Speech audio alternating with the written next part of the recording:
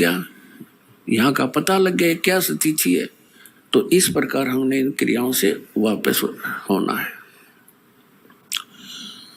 फिर नानक साहब जी से पूछा कि हे भगवान, क्या आप कभी भी खुश नहीं होते? जैसे हम त्योहार मनाते हैं, अब जब तक ज्ञान नहीं था तब तक हम कुछ भी मना लेते, अब ज्ञान हो गया कति रुचि नहीं बनती। एक व्यक्ति ने नाम लिया और बहुत दुखी परिवार सारा, और उनसे बताया भी ऐसे ऐसे ये नहीं करना, ये त्योहार वगैरह तुम जो मनाते हो ये नहीं मनाना। कैसे? अब हम क्या करते, एक फॉर्मेलिटी कर रहे हैं हम। कोई भी त्योहार आता है, वो फॉर्मेलिटी बना ली कि इतने कपड़े और इतनी मिठाई, इतने सुहाड़ी गुलगुले ये पहुंचाने, वो नून तो लेकर चल पड़े, वो नून तो लेकर चल पड़े, वो कपड़े नए पड़े रहे, कोई पहनता नहीं। क्या फायदा हुआ? एक बच्चा होता है, 4 बुआ है उसके, चारों लाऊंगी जुगले 6 और 6 महीना पाछो बच्चा बड़ा हो जाओ, पैर जो गिरे कोई ना वो की तो फूकने पड़े। क्या फायदा इन बकवादों का? तो इस तरह हमने इन सभी क्रियाओं को इन ज्ञान विचार से समझकर फिर इनसे उल्टा हटना है। और ज्ञान बिना तो हम फिर देख लकीर पीट ही रहे हैं, वो नहीं पीटनी फिर हमने, हम बालक नहीं रहे, क्योंकि ज्ञान हो गया, हमने परमात्मा का नाम मिल गया, यहाँ का पता लग गया क्या स्थिति है, तो इस प्रकार हमने इन क्रियाओं से वापस होना है। फिर नानक साहब जी से पूछा कि हे भगवान, क्या आप कभी भी खुश नहीं होते? तब उन्होंने कहा कि साध मिले साढ़े साधी होंदी और बिछड़ दें दिलगिरी वे, अख दे नानक सुनो जहाना मुश्किल हाल फकीरी वे। साध मिले साढ़े साधी होंदी, भक्तों से हमारा मिलन होता है। मेरे बच्चे जो मेरे शिष्य हैं ये मेरे पास आ जाते हैं सत्संग के समय, तो हमारे एक विशेष खुशी होती है। हमारे यह शादी है, ये विवाह है हमारा, आत्मा का विवाह परमात्मा से होता है। कहते साध मिले साढ़े साधी होंदी और बिछड़ जाए दिलगिरी वे। जब ये यहाँ से सत्संग सुनकर जाते हैं तब मुझे फिर उदासी छा जाती है। क्यों छा जाती है? कि ये बच्चे परमात्मा के हंस इस ज्ञान से कुछ परिचित हुए हैं और अब ये जा रहे हैं उन लोगों के बीच में जो परमात्मा के ज्ञान से अपरिचित हैं। और कहीं ये बच्चे अपना नियम भंग करके और उन लोगों के विचारों को सुनकर अपनी दिशा ना बदल ले, ये नाम से वंचित ना हो जाए। और जब ये वापस आ जाते हैं एज इट इज, तो मुझे खुशी होती है कि मेरी फसल में कीड़ा नहीं लगा। तो कहते हैं साध मिले साढ़े साधी होंदी और बिछुड़ जा दिलगिरी वे, अख दे नानक सुनो जहाना या मुश्किल हाल फकीरी वे। ये भक्ति बहुत मुश्किल बना दी इन अज्ञानी संतों और महंतों, आचार्यों और शंकराचार्यों ने। परमात्मा से दूर कर दिया हमारे को, तत्व ज्ञान रहा नहीं, सदग्रंथों का ज्ञान हम तक पहुंचा नहीं, लोक वेद बना करके हमारे को ऐसे दंत कथाएं सुनाती जिनका कहीं कोई सिर पैर नहीं। तो पुण्यात्माओं, अगर आप खुशी मनाओ तो उस दिन की मनाया करो जिस दिन आपने नाम मिला। कबीर साहब कहते हैं जिस दिन सतगुरु भेंटिया सो दिन लेख जान, और बाकी जन्म गंवा दिया बिना गुरु के नाम। जिस दिन आपको उपदेश मिल गया आपका वो जीवन मनुष्य का, उस दिन से जन्म समझ लेना। उससे पहले आपका मनुष्य जीवन नहीं था, लेकिन शरीर बेशक मनुष्य का था।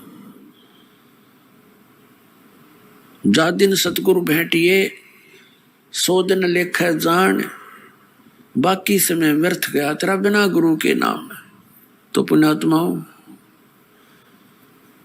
परमात्मा की कृपा से आपको ये सत्संग मिला है, तो सबसे पहले मालिक ने हमारे को शिक्षा देनी पड़ी और इस शिक्षा के बिना हम भगवान को पहचान नहीं सके थे। उनको मालूम था कि ये खूब बिगड़ेंगे, शिक्षा होते ही ये खूब हवा में उड़ेंगे, वैज्ञानिक पाक गए, गॉड गिवन मटेरियल पर अनुसंधान करके ये भगवान से दूर करने लग गए, आप भी होने लगे। कहीं भगवान नहीं है, एक विश्व नियम है, एक एलिमेंट खोज लिया है, उससे सब कुछ बनता है। वो एलिमेंट किसने बनाया? इन वैज्ञानिकों ने बना दिया। परमात्मा के मटेरियल के ऊपर बकवाद करते हैं। अगर 2 वर्ष वर्षा ना हुआ ना, ये वैज्ञानिक भी इनके सारे इंस्ट्रूमेंट अड़क पड़े पड़े जड़े, जंग लाग जाए इनके अंदर। भगवान के रहम को बुला दिया।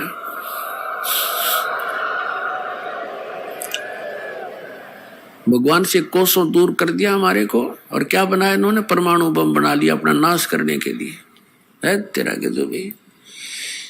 और पुण्यात्माओं, ये इंटरनेट और ये प्रोजेक्टर, टेलीविजन, ये परमात्मा का दिया हुआ ज्ञान है, जीव सत्र का नहीं है। कि किसी का भूल हो कि मनुष्य बना दे ऐसे आइटम। परमात्मा कबीर जी ने उनको बुद्धि देकर के बनवाया है। और किस लिए? आज के दिन के लिए, इस समय के लिए, कि एक जगह मेरा ज्ञान चला करेगा, करोड़ों बच्चे मेरे एक टाइम पर सुना करेंगे और प्रत्यक्ष प्रमाण देखा करेंगे। प्रोजेक्टर बनवा दिए, दास यहाँ दिखाता, आप वहाँ बैठे प्रमाण देख रहे हैं, टीवी के ऊपर देख रहे हैं, घर घर बैठा परमात्मा संदेश भेज रहा है। मालिक को मालूम था, क्योंकि काल ने कहा था, परमात्मा कबीर जी से प्रार्थना की थी चापलूसी करके कि 3 युगों में जीव कम ले जाना, और 4था युग जब कलयुग आवे तब तब शरण जीव बहु जावे। ऐसा वचन हर मोय दीजे, तब तुम गमन संसार ही कीजे। परमात्मा के चरण पकड़ के वचनबद्ध कर लिया था कि 3 युगों में जीव वापस कम ले जाना, और 4था युग जब कलयुग आवे तब तब शरण जीव बहु जावे। फिर वैसे कितने ले जिए 4थे युग में? तो परमात्मा ने कहा था ठीक है, मैं वचनबद्ध हुआ और 4थे युग कलयुग में जीव ले जाऊंगा। तब एकदम जब देख लिया ना वचनबद्ध हो गए, उसी समय आंखें पलट ली भस्मासुर की तरह, और कहने लगा बेशक कलयुग में तुम आ जाना, कलयुग में ऐसे कर दूंगा इन प्राणियों को कि ये भक्ति योग्य नहीं रहेंगे, इनके इतने मलिन आत्मा कर दूंगा, और मंदिर मस्जिद और ये तीर्थों पर, इनके ऊपर धामों के ऊपर आश्रित कर दूंगा, और देवी देवताओं की पूजाओं पर इनको आरूढ़ कर दूंगा। आपकी कोई भी बात नहीं सुनेगा और आ जाना बेशक। बेशक कहा था जोग जीत जाओ संसारा, जीव न माने कहा तुम्हारा, जीव तुम्हारा कहा न माने, हमारी ओढ़ हो बाद बखाने। ऐसे उल्टे पाठ पढ़वा दूंगा अपने नकली दूध बेच के कि तुम्हारे साथ तुम्हारे ही बच्चे वाद विवाद क्या करेंगे मेरी और मेरा पक्ष में हो करके। जैसे परमात्मा 600 वर्ष पहले आए थे, उस समय वो क्यों आए थे?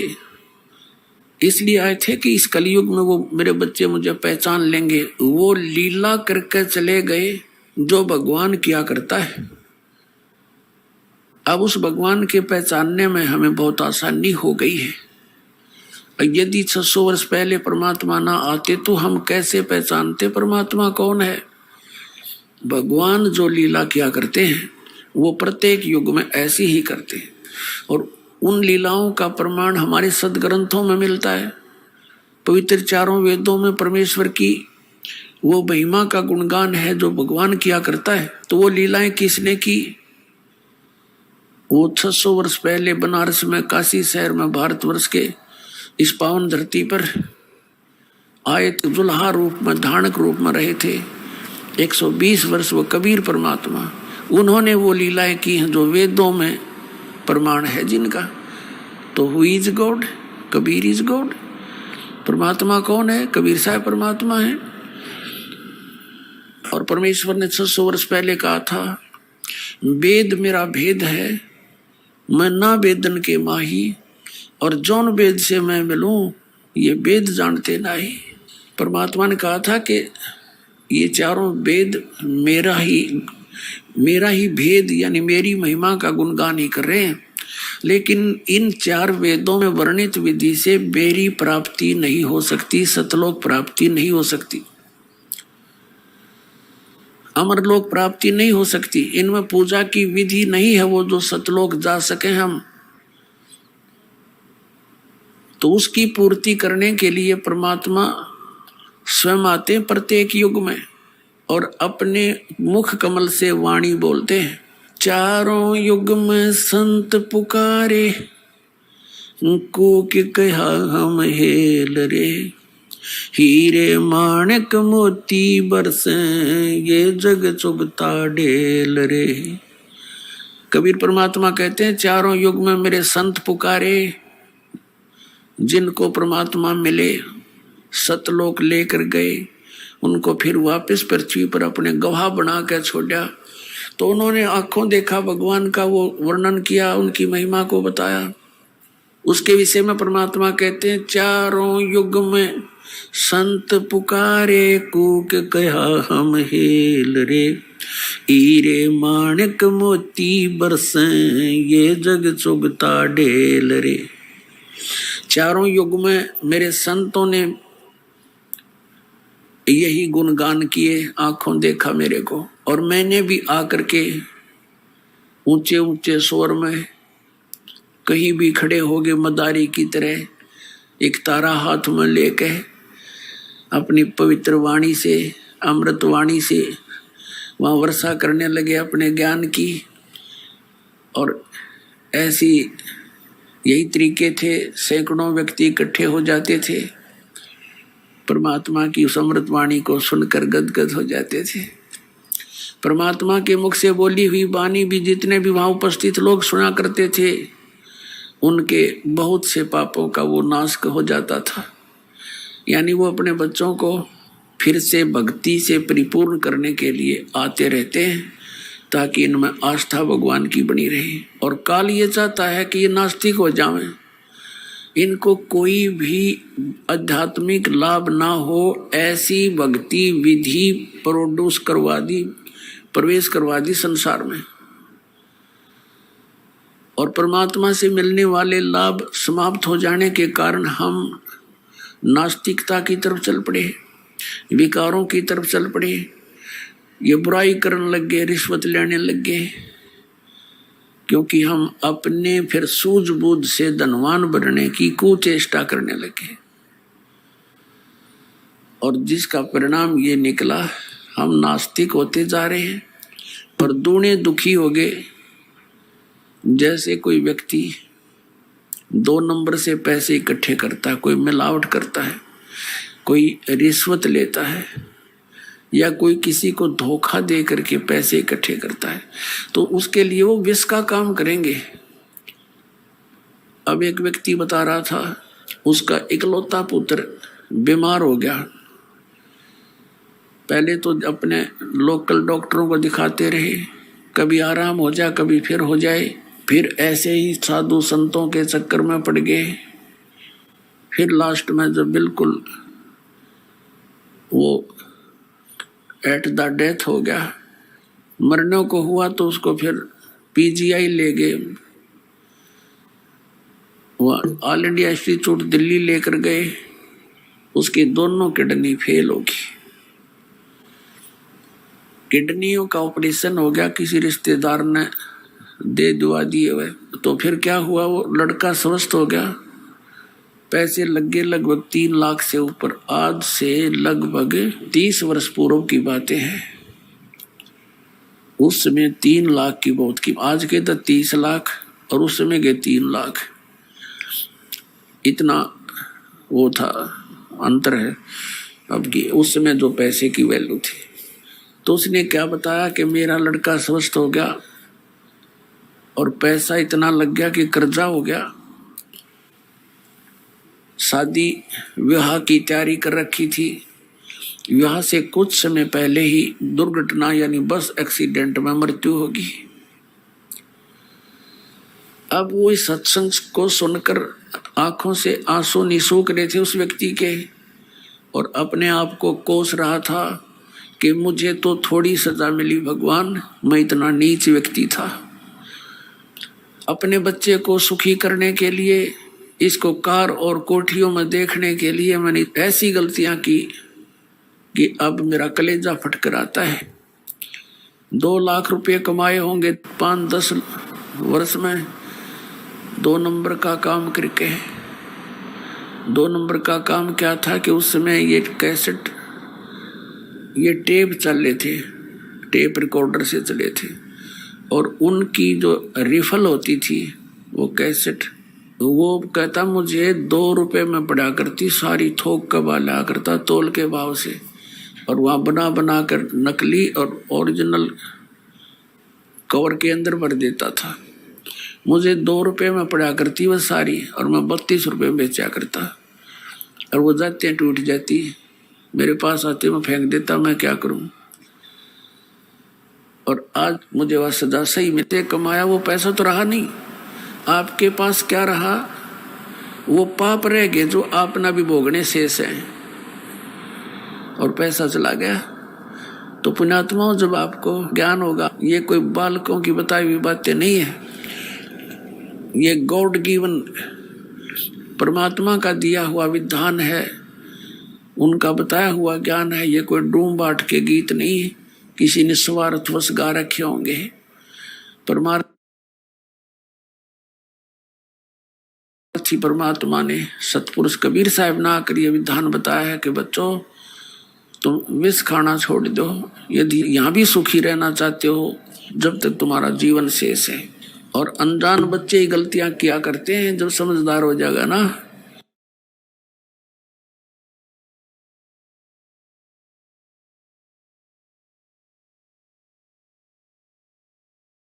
फिर इसका हाथ नहीं लगा सकते। जैसे छोटा सा बच्चा सर्प को भी पकड़ लेता है और उसको डस देता है, वो मर जाता है, उसको ज्ञान नहीं कि कितना भयंकर जानवर है। और जब वो बड़ा हो जाता है, उसको उस जानवर के बारे में जानकारी हो जाती है कि ये तो बड़ा खूंखार है, इसके निकट भी नहीं जाना चाहिए, तो फिर वो दूर से ही सर्प को देखकर भाग लेगा दूर, औरों को भी कहेगा इधर मत जाना, सर्प है सर्प है। और पहले वो घिसरते घिसरते उसको पकड़ लेता है, क्योंकि उसको पता नहीं, ज्ञान नहीं, ज्ञान बिना डर नहीं होता।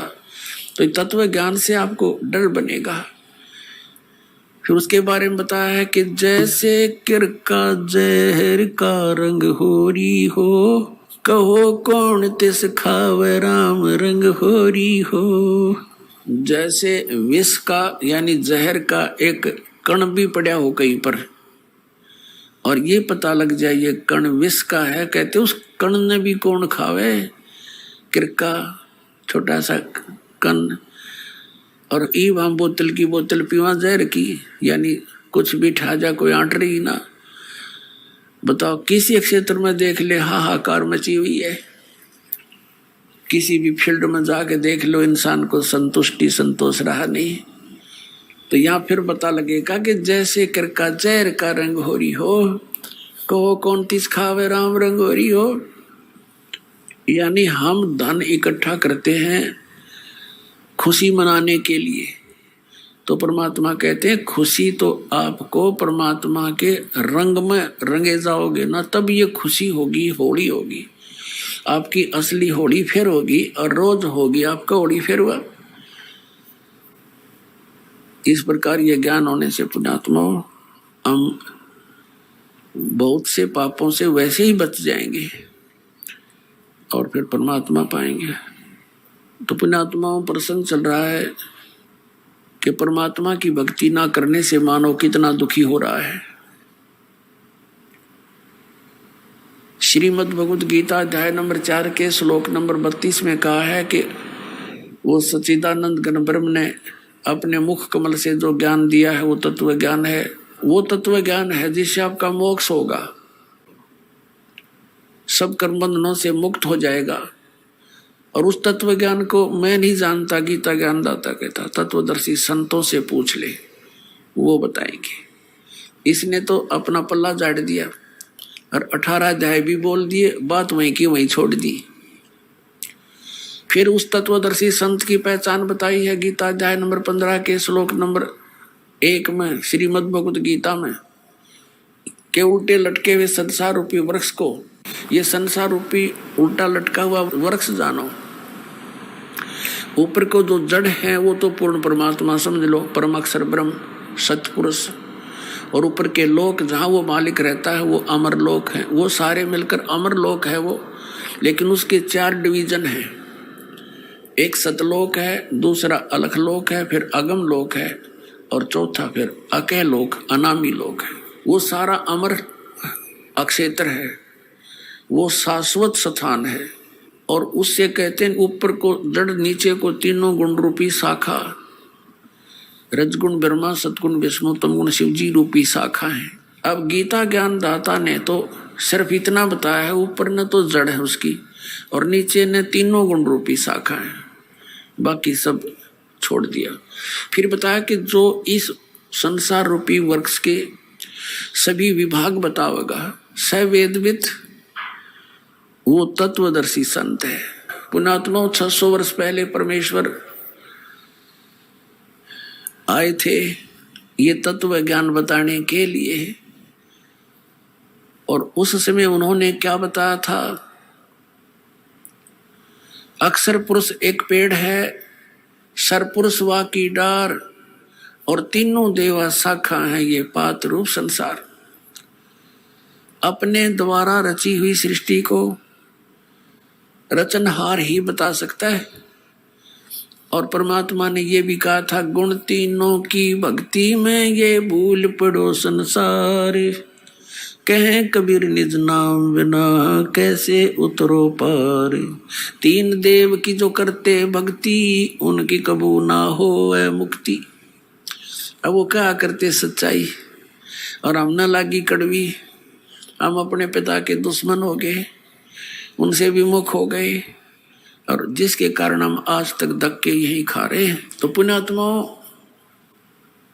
जिस ज्ञान को न तो गीता ज्ञान दाता जानता, और वो ज्ञान परमात्मा ने 600 वर्ष पहले कबीर जी ने बोल कर अपनी अमृतवाणी में लिखवा रखा है, जिसको ये अशिक्षित बतावे थे।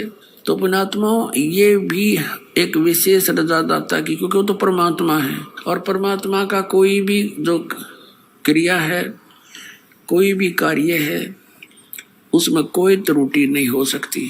यदि उस समय वो दाता ब्राह्मण वर्ग में आ जाते और थोड़ी बहुत कोई संस्कृत भी सीख लेते, ज्ञान यही बता देते, हम ये नहीं मान सके थे ये भगवान थे। हमने ना सोचा इनका समझ में आगी होगी और ब्राह्मणा का ही ना होगी, ये भगवान नहीं है। अब क्लियर हो गया, जो अशिक्षित अक्षर ज्ञान जानता नहीं और वो ज्ञान बता रहा जो वेदों और हमारे पुराणों में लिखा हुआ है। और हमारे धर्म गुरु आचार्य शंकराचार्य ब्राह्मण ऋषि महर्षि संत और महंत, इनको कख नहीं पता उन पुराणों और वेदों और गीता का। तो who is God? Kabir is God.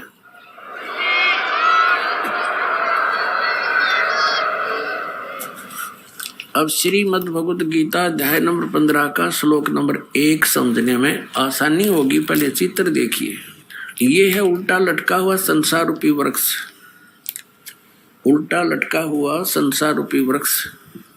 ऊर्ध्व मूलम अधः शाखम अश्वत्थम प्राहु अवम छंदासी यस्य प्रणानी। प्रणानी माने पत्ते। छंदासी यस्य प्रणानी ये तम वेद स वेदविद। ये देखिएगा श्रीमद् भगवत गीता, गीता प्रेस गोरखपुर से प्रकाशित है। जयदयाल गोविंद का इसके अनुवादक है। अध्याय नंबर 15 का ये पंचदशो अध्याय 15वां अध्याय है और प्रथम मंत्र है। ऊर्ध्व मूलम अधः शाखम अश्वत्थम प्राहु अवम छंदासी यस्य प्रणानी यह तम वेद स वेदविद। वेद माने जानना भी होता है और वेद ये चारों वेदों का भी बोधक है। ऊर्ध्व माने ऊपर को, मूलम माने जड़ और अधः माने नीचे को, शाखाएं। अश्वत्थम पराहु एवं, यह संसार रूपी पीपल का वृक्ष अविनाशी कहा गया है। छंदासी यानी इसके विभाग, छंद इसके पत्ते प्रणानी, इसके पत्ते ये जो हैं ये पत्ते आदि इसके विभाग हैं। और ये तम वेद, इन सब को जो जानता है स वेदवित, वह वेद के तात्पर्य को जानने वाला है। इनका पढ़िएगा। आदि पुरुष परमेश्वर मूल वाले, यहाँ लिखना था आदि पुरुष परमेश्वर यानी पूर्ण परमात्मा रूपी ऊपर को जड़ वाले, ऊर्ध्व माने ऊपर को, अधम शाखा होना चाहिए था नीचे को शाखा वाला, यु ब्रह्मा रूप मुख्य शाखा वाले, गलत करके। क्योंकि देखो श्लोक नंबर 2 में 2 बार अधः शब्द है, अधः अधः, और इसका अनुवाद ही नहीं अंग्रेजों ने कर रखा है। देख, अधः माने नीचे, अधः माने नीचे, अरे यहाँ भूल गई, यहाँ करके कल्याण वाला, यहाँ लिखना था नीचे शाखम कति सीधा, ऊर्ध्व मूलम ऊपर को मूल वाला और नीचे को शाखा वाला। इस संसार रूपी पीपल के वृक्ष को अविनाशी कहते हैं। वेद जिसके पत्ते कहे गए, इन छंद माने वेद लिखे, ये देखा कल इनकी। छंदासी यानी विभाग हैं जिसके ये पत्ते आदि, और इन सब को, इस संसार रूपी वृक्ष को जो पुरुष मूल सहित यानी जड़ से लेकर पत्तों तक तत्व से जानता है, स वेदवित। संस्कृत भी पढ़ लो, यह कोई लंबी चौड़ी बात ना जीवते, हमने जानना ना दिया था इसकी ओर। स माने वह है, वेदवित माने वेद के तात्पर्य को जानने वाला, यानी तत्वदर्शी संत है वो, जो इसके सारे विभाग जानता है। तो वो कौन है, किसने बताया ये ज्ञान? कबीर परमेश्वर ने 600 वर्ष पहले, और रामानंद जी को जब उन चारों वेदों का ज्ञाता माना जाता था महर्षि रामानंद जी, और पुराणों को कंठस्थ याद कर रखा था। बाल ब्रह्मचारी और 104 वर्ष का हो गया था डले डोते ने, जब परमात्मा में लेते और सतलोक दिखाकर वापस छोड़ा था, अपनी सतीथि से परिचित करा कर जब कहा था, तुम साहेब तुम संत हो, तुम सतगुरु तुम हंस, गरीब दास तेरे रूप बिना और न दूजा अंश। तुम साहेब तुम संत हो, तुम ही साहेब माने परमात्मा हो, और तुम ही वास्तव में जो आपके अंदर गुण है, तुम ही वो संत हो, और तुम ही सतगुरु हो। सतगुरु माने सच्चा ज्ञान देने वाले। तो अब देखिएगा, ये उल्टा लटका हुआ संसार रूपी वृक्ष है। परमात्मा ने बताया था, अक्सर पुरुष एक पेड़ है जो जमीन से बाहर दिखाई देता है, वो पोर्शन उसको वृक्ष बताते हैं, कहा जाता है। ये समझ लो एक वृक्ष है, और ये तना ये अक्षर पुरुष है, इसको परब्रह्म भी बोलते हैं। इतना पोर्शन समझो इस संसार रूपी वृक्ष का। और इसे एक मोटी डार निकली है, वो सरपुरुष है। ये अक्षर पुरुष, ये सरपुरुष, ये सरपुरुष, ये इतना है। इसके फिर 3 शाखा होगी। ये तीनों देवा शाखा हैं भाई, पाते रूप संसार। अक्षर पुरुष एक पेड़ है, निरंजन वाकी डारे। सरपुरुष को निरंजन भी कहते हैं, ज्योति निरंजन काल। सरब्रह्म भी कहते हैं इसको, सरपुरुष भी इसी का, काल ब्रह्म भी। ये तो डार है। और तीनों देवा शाखा हैं भाई, पाते रूप संसार। ये अमृतवाणी परमात्मा की। कबीर अक्षर पुरुष एक पेड़ है, निरंजन कहो, सरपुरुष कहो, वाकी डार, और तीनों देवा शाखा हैं, ये पात रूप संसार। अपनात्माओं, परमात्मा कहा करते, 3 देव की जो करते भक्ति, यानी भक्ति का अर्थ होता है इष्ट रूप में मान के उन पर आश्रित हो जाना। उनके अतिरिक्त और किसी की पूजा नहीं करते, यानी इष्ट रूप में मानकर जो साधना की जाती है उसके हम भक्त कहलाते हैं। तो क्या बताते हैं, तीनों गुण की भक्ति में ये भूल पड़े संसार, और कह कबीर निज नाम बिना तुम कैसे उतरो पार। अब फिर देखिएगा गीता अध्याय नंबर 15 का श्लोक नंबर 2, 15 का और श्लोक नंबर 2 में कहा है, उस संसार की तीनों गुण रूप जल से बड़ी हुई नहीं, तीनों गुण रूप शाखाएं।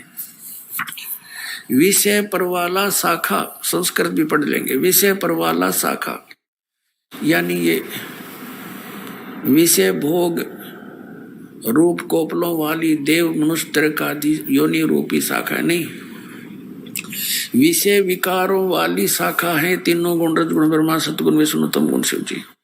नीचे और ऊपर फैली हुई है, सर्वत्र नहीं है। ऊर्ध्व माने ऊपर, अधः माने नीचे फैली हुई है। और मनुष्य लोक में कर्मानुबंधनी यानी कर्मों के अनुसार बांधने वाली, जैसा जिसने कर्म किया है इतना ही फल देते हैं, ये जकड़े रखते हैं तीनों देवता।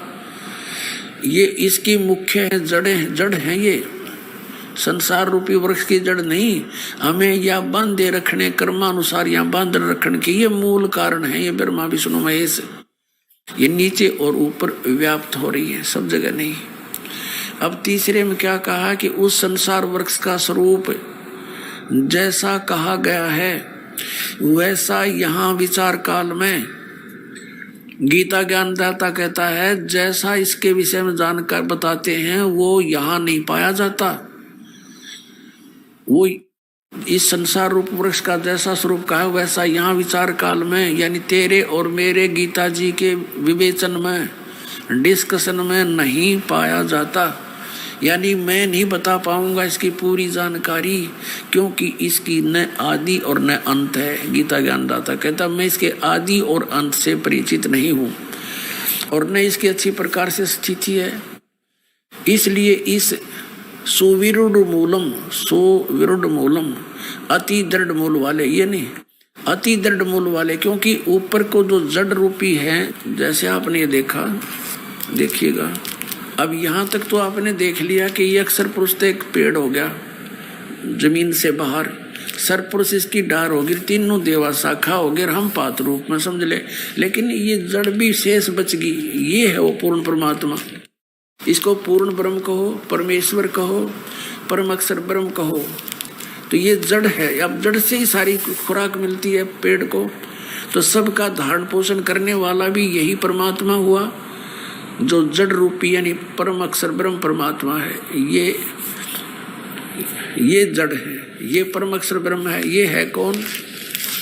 ये देखिएगा, ये वो है परमात्मा जो काशी में धारण दुल्हा बनकर रहे थे 120 वर्ष तक, और ये लीला बताकर अपने द्वारा रची हुई सृष्टि को बताकर चले गए थे।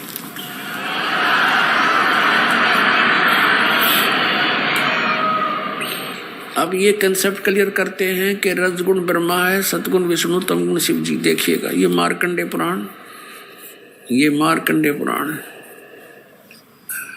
ये गीता प्रेस गोरखपुर से प्रकाशित है, सचित्र मोटा टाइप। ये गीता प्रेस गोरखपुर से प्रकाशित है।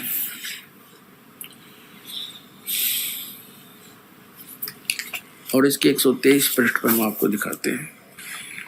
मार्कंडे ऋषि बता रहे हैं, यहाँ से मार्कंडे ऋषि का ये वचन चल रहा है और यहाँ आ जाते हैं हम 123 पृष्ठ पे।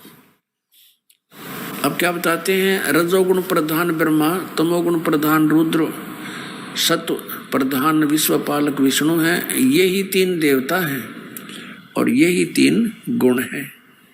स्पष्ट हो गया? रजगुण ब्रह्मा, सतगुण विष्णु, तमगुण शिव जी, यही तीनों देवता हैं और यही 3 गुण, तीनों देवता कहो या 3 गुण कहो, एक बात है। और कति कंसेप्ट क्लियर करते हैं। देवी भागवत के अंदर संस्कृत भी साथ है। अब हम संस्कृत भी पढ़ लेंगे, कोई बड़ी बात नहीं है। अथ श्रीमद देवी भागवत सभाष्टिकम समात्यम, खेमरा श्री कृष्ण दास प्रकाशन, मुंबई से छपी है।